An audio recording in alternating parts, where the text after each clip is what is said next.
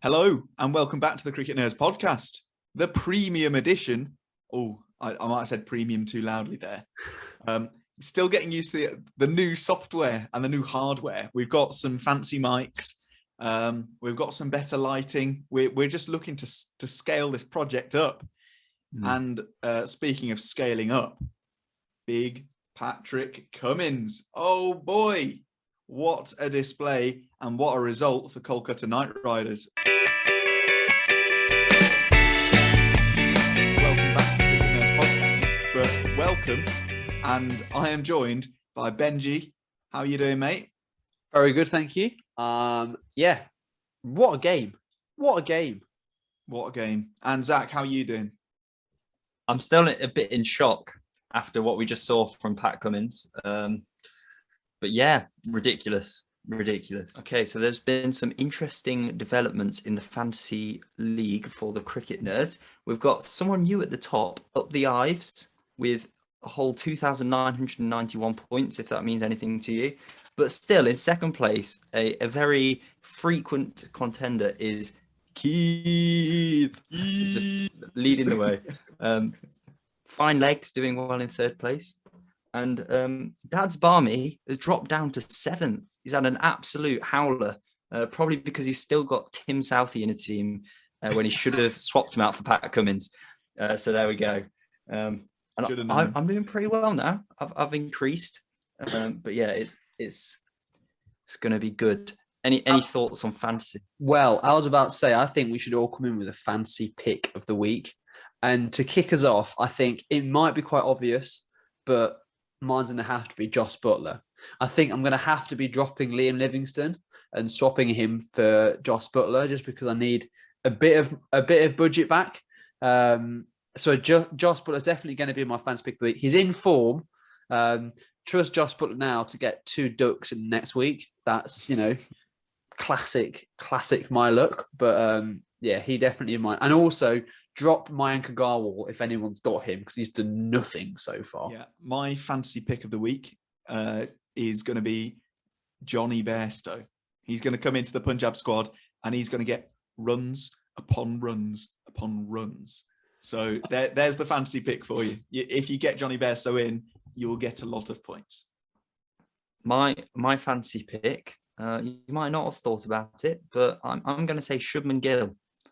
I have a feeling that he might be one of the orange cap contenders for most runs of the season. So yeah, get him in your team, make him your captain. Big points. Let's just remember the Mumbai innings, which in and of itself had an amazing ending as well. So Benji, do you want to talk us through Mumbai's batting innings, please? Yeah, I'll take you. So it got off to a relatively slow start. Again, Umesh Yadav bowling in the power play was looking fantastic. There was a change for KKR bowling, so Tim Southey's missed out for Pat Cummins coming in, and also Shivam Mavi's been dropped. And a young lad, Rakesh or Raseek Salam, that's how I think it's pronounced. Probably wrong, aren't I? But Raseek Salam, 22-year-old right-arm fast bowler, filled in and was bowled really well, I thought. Very economical. So it got off to quite a slow start. Pat Cummins obviously came in and took a wicket early on, looking really good. So Rohit, Ishan Kishan didn't really do much.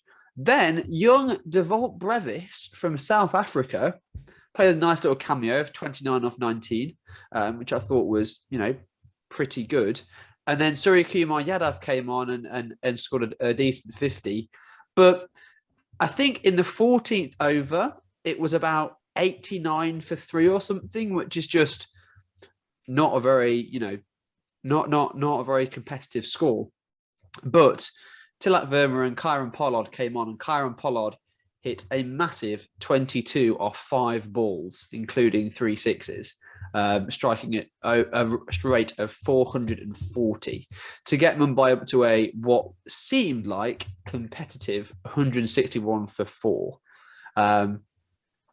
which seemed like it was par score on this ground, but KKR came on and KKR came on. Somehow I just felt like Mumbai didn't have enough runs.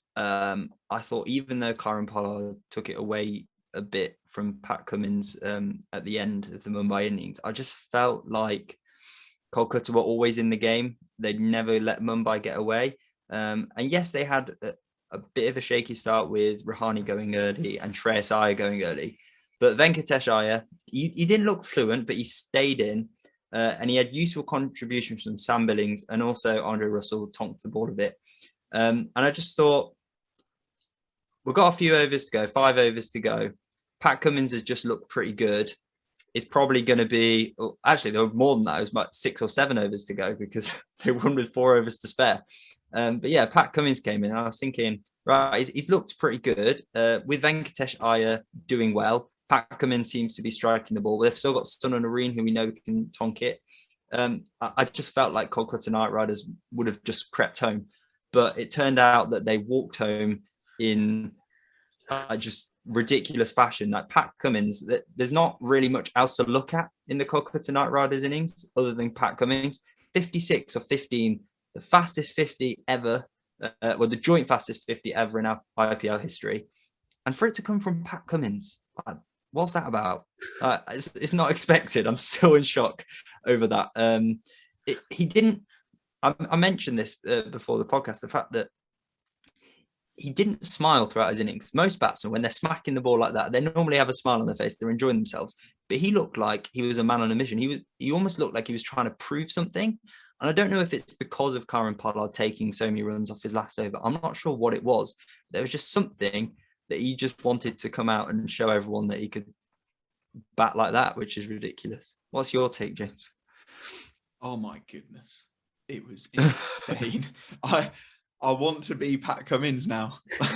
It was so good. He didn't care. Everything just went for runs. And it wasn't just there wasn't much luck in that. Like if you watched it, the fours he was hitting, he was finding the gaps. It was just very talented play. Yeah. So I mean, I'll just do a hero and villain right here. Pat Cummins is the hero. Villains, Rahane, Ajinkya Rahane had a stinker, an absolutely smelly game. One of the cringiest moments of this IPL so far was watching the replay of Sam Billings getting ready to take a catch off Umesh Yadav's bowling from Tilak Varma, and then Rahane comes steaming in like an absolute mug, and he drops the catch. It wasn't his to take, and he dives in and drops it. Oh, absolute stinker. But despite Rahane's best efforts, KKR still won. And yeah, it was an amazing game. Someone else that didn't have a great impact was Rohit Sharma. I thought, with the bat, very, very slow. He just couldn't get away. So there was some really good bowling, again, in the power play. And at the start of the Mumbai innings, I was thinking, it's a bit harsh that they've actually taken Tim Southee out and put Pat Cummins in, because Tim Southee has bowled really well so far in the power play. And Pat Cummins, he didn't actually bowl that well at all. But, well, he proved that he's earned his space, because even if he doesn't perform with the ball, he can perform with the bat. And that was outstanding. And just perfect IPL game. Just when you think it's going towards one team, the other team just steal it with amazing stroke play. And that's why we watch it, and that's why we love it. I think it adds another element to Kolkata Knight Riders teams, though, because yes, Pat Cummins might not do it again, but he's proven himself as a finisher, really. And it means that when you look at Kolkata Knight Riders and you think about what their weakness might be, you look at the top of the innings, really. You look at a top 4 or 5 who aren't the best in the tournament, but they can do a job. Like Venkatesh Iyer is exciting, Rahane's experience, Shreyas Iyer, we know what he can do. Sam Billings is pretty decent, and Nitish Rana, who has done okay in the past. But there's nothing major there.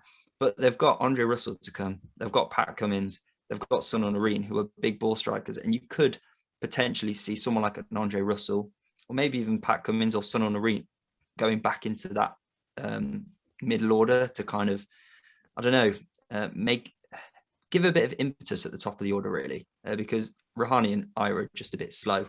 So I feel like this added bonus with Pat Cummins batting might make an already dangerous looking team even more dangerous in sorting out a few of their weaknesses. Sorry, Ben, I cut you off. It's all right. I've got a point. Do we think KKR, and this is just a bit of a side note, yes, they're bowling fantastically at the top of the innings. Do we think they might have a death bowling problem, though? And I think so far it's not impacted KKR that much because they've been able to take early wickets and they've also been able to score a lot of runs. But I'm just doing a little bit of stat analysis, and over 70% of overs bowled from 15 to 20 have gone for more than 10 runs. And a lot of reason is generally over 15 is bowled quite well, and it's generally bowled by Sunil Narine or Chakravarti. That's been the most normal people to bowl those overs. But it looks like when it comes to the seamers finishing off, there's been a problem. It happened against Chennai when Dhoni started to hit the ball at the end of that innings. It very much happened today with Kieran Pollard coming out. And as you know, as the tournament progresses now, and we get more to the mid and end points of it, actually we're going to come down to more tight finishes as teams are now getting used to what's happening in the pitches they're playing, what squads they're going to field. I think that death bowling might potentially be something that KKR have to watch about. I mean, at the minute, it's not done them any harm because, they're still top of the table. They've still got 3 wins from 4. They're looking pretty good, but they're almost relying a bit too heavily on very tight early wickets and very tight middle overs. And maybe that's, where their strength is going to lie. Is actually going to be in tight bowling from Narine and Chakravarti. It's going to be the opening spell from Yadav and Cummins. But there might just be something there where they might, come unraveled a little bit towards the end of the season. So it's something that they've got to definitely watch out for. And Shreyas Iyer has got to think about that as a captain. Any thoughts on that? Yeah, I definitely do see your argument. But I think the recipe for KKR's success so far has been that power play bowling. And I think that's kind of been the theme of the IPL that I've sort of noticed has been if you prioritise the early wickets as opposed to being economical at the death, it seems like you're going to win. However, with the deep batting lineups that we're seeing, that might not be the case. And death bowling's been like the theme over the last 3-4 IPLs. That's been the thing that commentators have really harped on about. It's like, well, where's the death bowling? The death bowling isn't good enough. But I think that's something that we need to potentially look at and say, hold on, is it as important as those power play overs? And I think with teams like KKR, with teams like Rajasthan and potentially RCB as well, you're seeing these upfront wickets make a huge impact. So we'll see how it goes. But yeah, what a game. And I can't wait for the next one. So yeah, thank you all very much for watching. Please like and subscribe for more IPL reaction content. We will be back tomorrow for, I think it's Lucknow Super Giants versus the Delhi Capitals, which will be another brilliant game, I'm sure. So yeah, follow our social medias. We are at Cricket Nerds Pod. And thank you all so much for the support. We love getting the comments. We love having a conversation. And yeah, we will see you guys later.